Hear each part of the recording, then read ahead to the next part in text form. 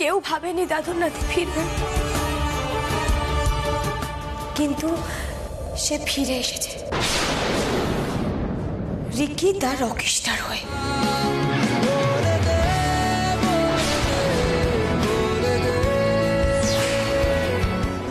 সে ফিরেছে সেই অচেনা শত্রুদের ধরতে, যারা তাকে মেরে ফেলতে চেয়েছিল, যারা এই বিজনেসের ক্ষতি করতে চেয়েছিল।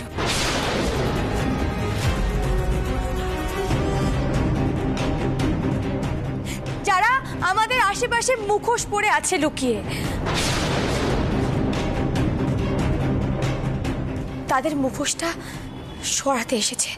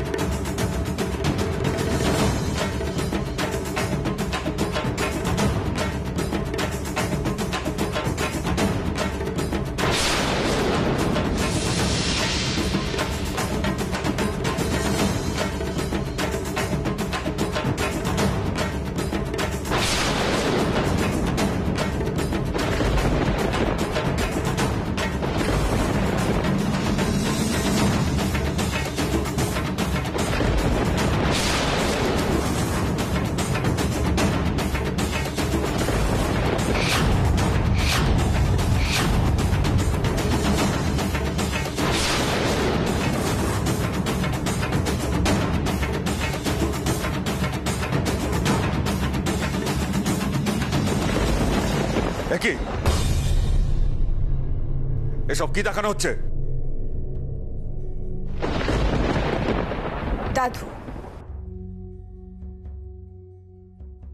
আমি জানতাম রিকি তার রকস্টার রূপেও আমাদের কোনোদিনও ভুলতে পারে না উচ্চে বাবু, কোনোদিনও না।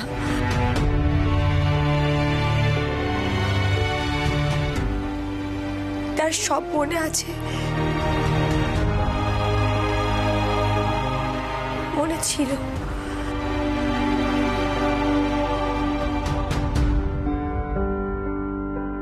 ওই যে দাদুর নাতি।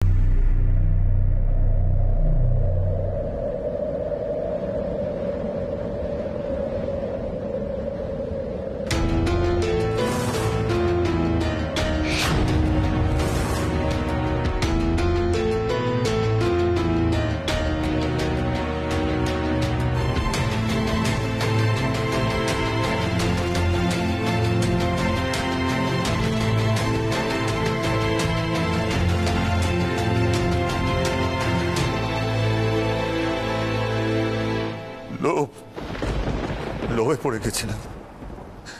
এ বাড়িতে মেয়েরা ব্যবসায় ভাগ পায় না,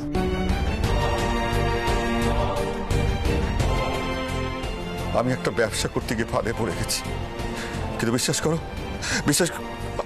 আমি তোমাকে মারার প্ল্যান করিনি, আমি করিনি। এই কথাটাই তো বিশ্বাস করতে চেয়েছিলাম পিসে মশাই।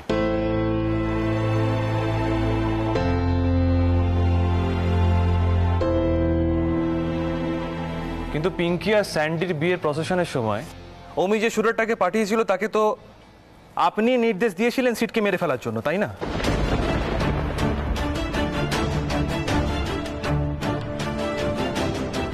ইনফ্যাক্ট আজকেও যে সিটকে মেরে ফেলার প্ল্যানিংটা হয়েছিল তাতে তো রিভলভারটা আপনি ক্যারি করেছিলেন।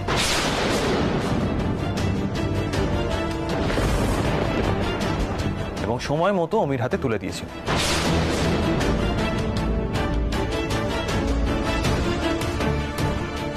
আরে সিট তো বাউল সেজে দোতলা দিয়ে হেঁটে গেছিল অমিকে ট্র্যাপে ফেলার জন্য।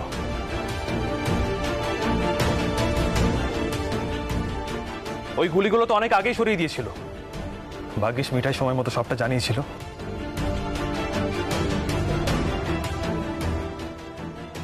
সিট আগেই সবটা বুঝে গেছিল পিসে মশাই। আর মিঠাইকেও জানিয়ে দিয়েছিল যে ও রিকিতা রকস্টার নয়। ওর সব মনে আছে ও আসলে সিড। কিন্তু পিসে মশাই আপনি তো বাড়ির লোক, এই ঘরের লোক আপনি, আর এই কারণে সিড আমাকে আপনার বিরুদ্ধে অ্যাকশন নিতে দেয়নি।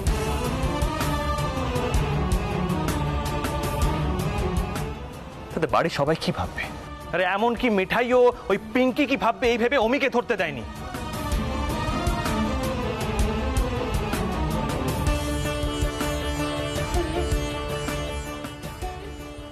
আগরওয়ালজি, আমরা আপনার ছেলে অমিকে অ্যারেস্ট করেছি।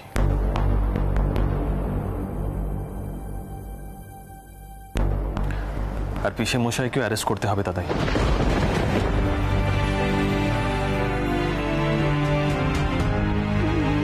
বিশ্বাস করুন আমার কাছে কোনো অপশন নেই।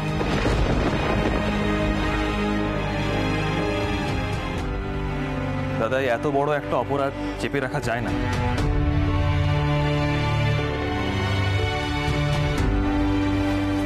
পিসে মশাই, ইউ আর আন্ডার অ্যারেস্ট।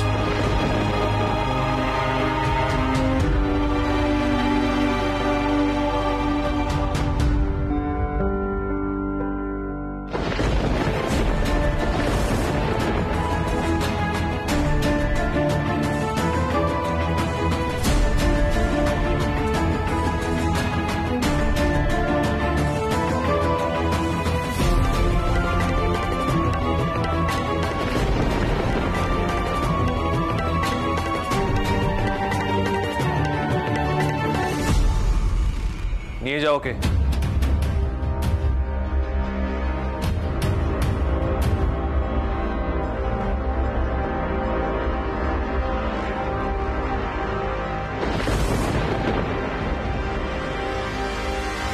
ओमी बेटा,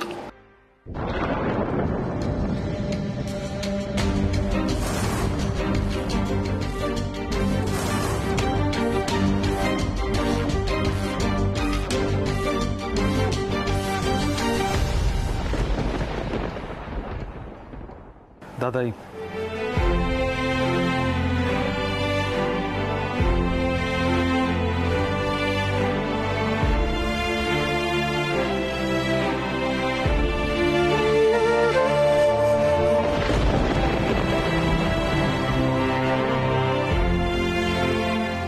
নিয়ে চলো।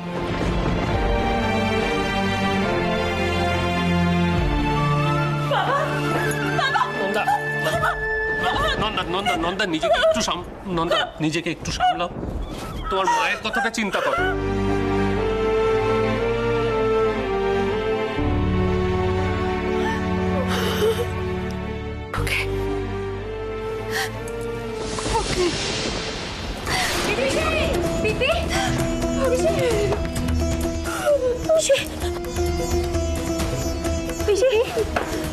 পিপি চোখ খোলো। পিপি কুকি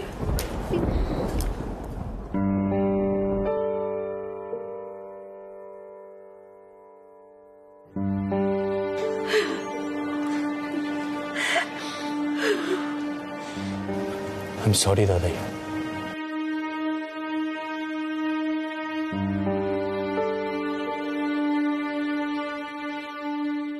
বিশ্বাস করো দাদাই, আমি এই স্টেপটা নিতে চাইনি, কিন্তু সিচুয়েশনটা এমন হয়ে গেছিল না দাদাই, আমি স্টেপটা নিতে বাধ্য হয়েছি। একটা কথা বলবো, তুমি এই বয়সে এইসব অ্যাটলিস্ট ডিজার্ভ করো না দাদাই।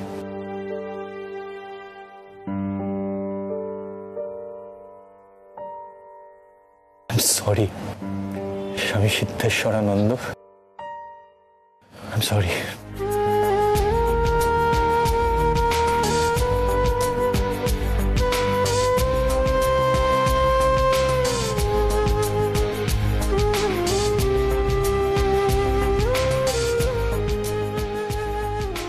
গোপাল, গোপাল সকলকে সহ্য করার শক্তি দাও, কেউ যেন ভেঙে না পড়ে। Gopal, Gopal please, please help Gopal.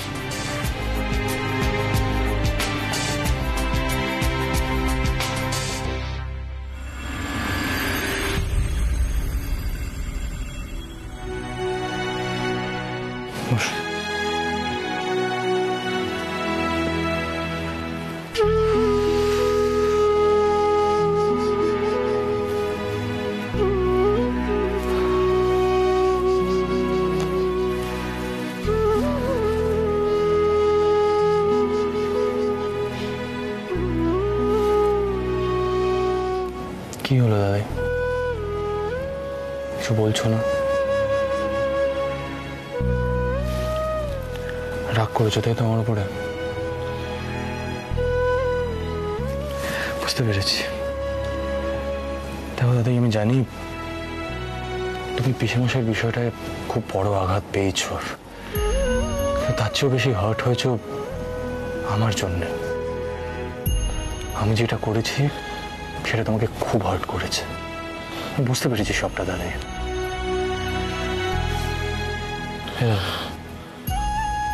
রাগ করে থেকো না, কিছু বলো না প্লিজ। দাদু ভাই, এত বড় একটা সত্যি হজম করা তো সহজ কথা নয়।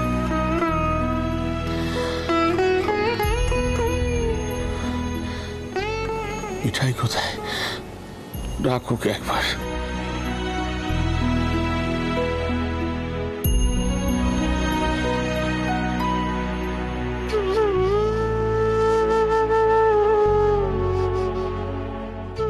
দাদু,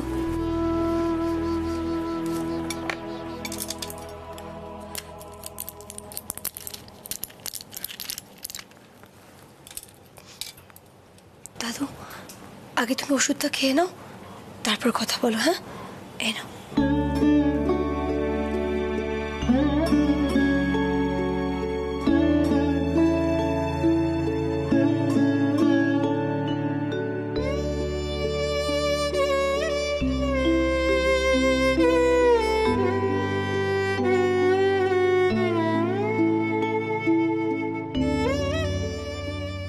দাদু,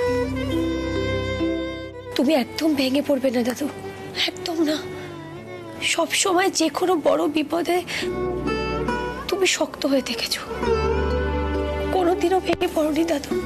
যখন তোমার নাতির অ্যাক্সিডেন্টের খবরটা এলো, তখনও তুমি সাহস হারাওনি দাদু। তোমাকে দেখে তো আমরা চোর পাই দাদু। দাদাই, এত বড় একটা বিপদ কেটে গেল, আর সিট যে আমাদের মাঝখানে ফিরে আসতে পেরেছে, এটা তো কম বড় কথা নয়। রুদ্র, আমি একটু বুঝিয়ে বলবে বাবা কি হয়েছিল? আমি তো কিছুই বুঝে উঠতে পারছি না। এমন সব পরপর কাণ্ড ঘটে গেল, আমি এখনো ঠিক ধাতস্থ হয়ে উঠতে পারিনি। রাতুল,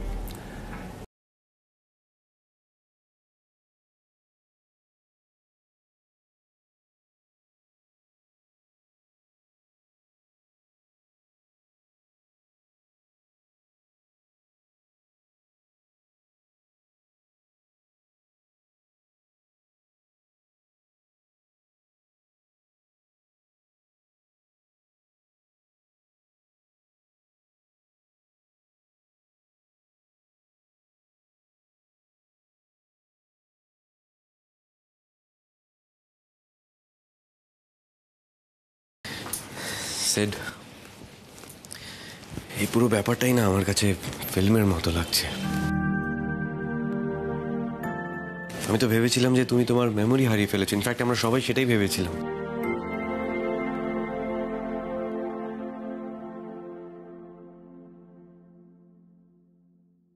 তুই এতদিন অ্যাক্টিং করে গেছিস, আমাদের কনসার্নটা একবারও চোখে পড়লো না তোর?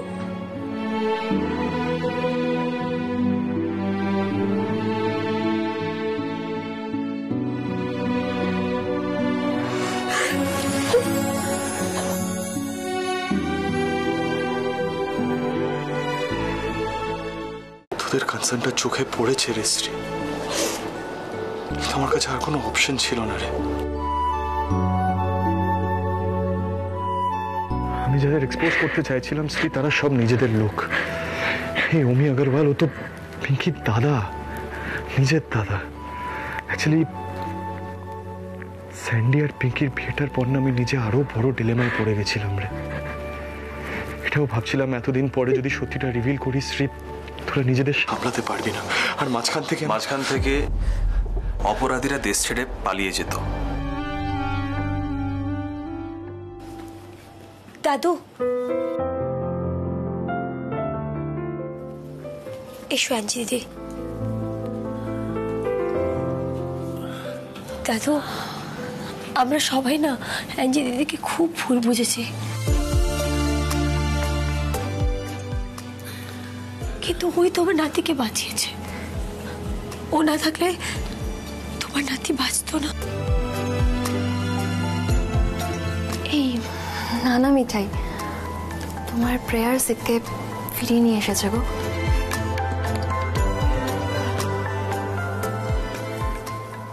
তো আনকনশিয়াস অবস্থায় পড়েছিল, আমি ওকে খুঁজে পাই। তারপর বেশ কয়েকদিন অসুস্থ ছিল আর ওর মেমোরিও চলে গিয়েছিল। সব মেমোরি ফিরে আসার পরে সিদ আমাকে সব কিছু বলে দেয়। আমি যে ওকে হেল্প করতে পেরেছি, এটাই আমার কাছে অনেক।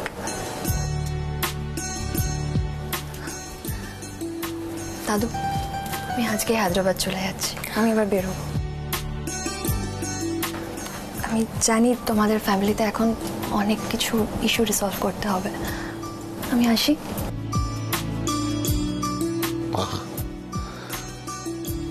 তোমাকে আমি কি বলে আশীর্বাদ করবো আমি জানি না, আমার কোনো ভাষা নেই। তবে যদি কখনো কলকাতায় আসো, তাহলে অবশ্যই মনোহরাতে আসবেন। এ বাড়ির দরজা তোমার জন্য সবসময় খোলা থাকবে।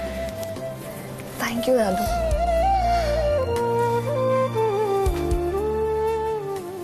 Thank you sir. Bye. Thank you for everything, Angie. I sincerely mean it. Thank you.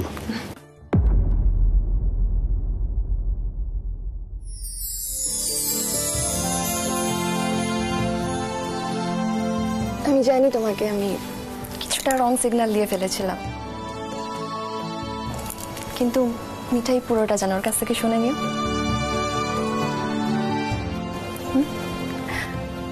Ratul, thank you. Bye. Bye. Take care. You two.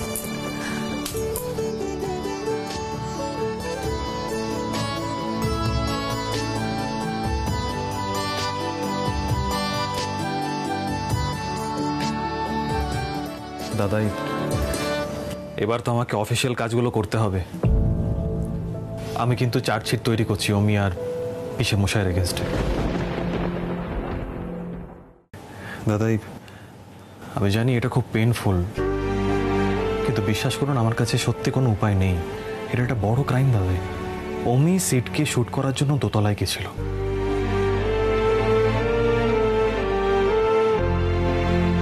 ঠিক সময় মিঠাই সিটকে জানিয়ে দিয়েছিল বলে সিট ভিডিও চলাকালীন রিভলভার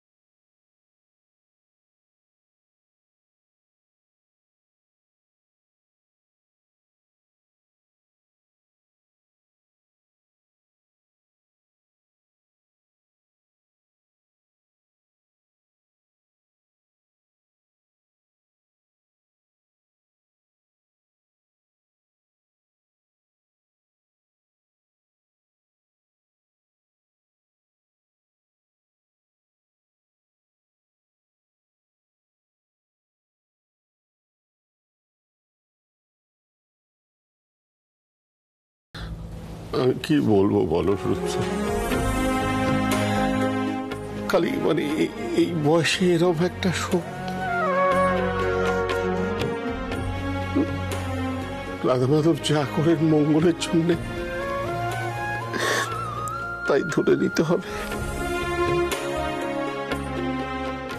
ঠিক আছে রুদ্র,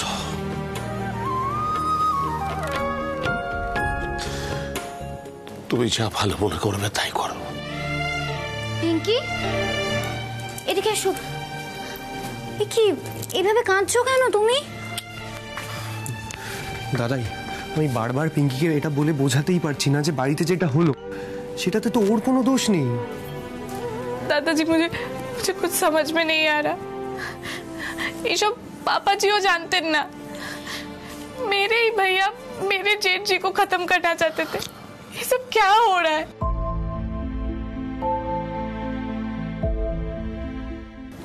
भैया भैया आप प्लीज मुझे माफ कर दीजिए। তুমি আমাকে কখনো সরি বলবে না, হ্যাঁ? আমি শ্রী আর নিপাকে যেই চোখে দেখি তোমাকেও সেই চোখে দেখি। তুমি আমার নিজের বোনের মতো। Never say sorry. Pinki,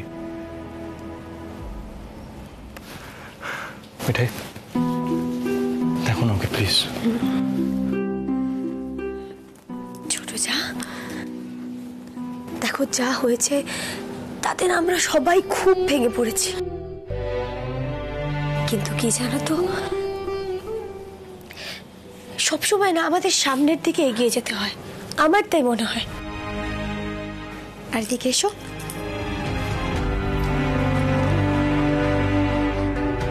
Gopal যেমন আমাদের দুঃখ দেয়, সেরকম ঠিক নিজেই আবার সব দুঃখ সরিয়ে দেয়।